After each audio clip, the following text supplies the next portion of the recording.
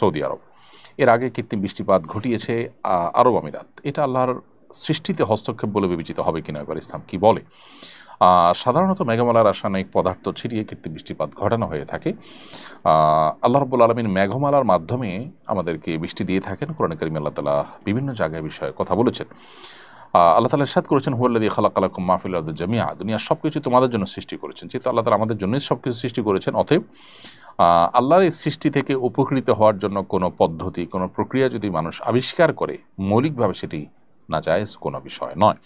বিধায় বৃষ্টি মেঘমালা থেকে আল্লাহ তাআলা আমাদেরকে দান করে থাকেন, সেটা যদি কোনো কৃত্রিম উপায়ে আমরা নিজেরা ঘটাতে পারি এবং বৃষ্টিপাত করতে পারি, তাহলে সেটা মৌলিকভাবে কোরআন হাদিসের কোনো নিষিদ্ধ বিষয়ের মধ্যে পড়ে না, বা কোনো বিষয় এর লঙ্ঘন হয় না, যেটি আল্লাহ তাআলা কোরআন সুন্নাতে আমাদেরকে মানতে নির্দেশ করেছেন। এরকম কিছু লঙ্ঘন হয় না। বিধায় মৌলিকভাবে এটাকে নাজায়েজ বলবার কোনো কারণ নেই, যদি এটাতে বড় কোনো ক্ষতির দিক না থাকে। এই রাসায়নিক পদার্থ ছিটিয়ার মাধ্যমে যে কৃত্রিম বৃষ্টিপাত ঘটানো হয়ে থাকে, এখানে যদি মৌলিকভাবে পরিবেশের বা মানব জাতির জন্য কোনো হুমকির বিষয় না থাকে, তাহলে সেক্ষেত্রে এটা নাজায়েজ নয়।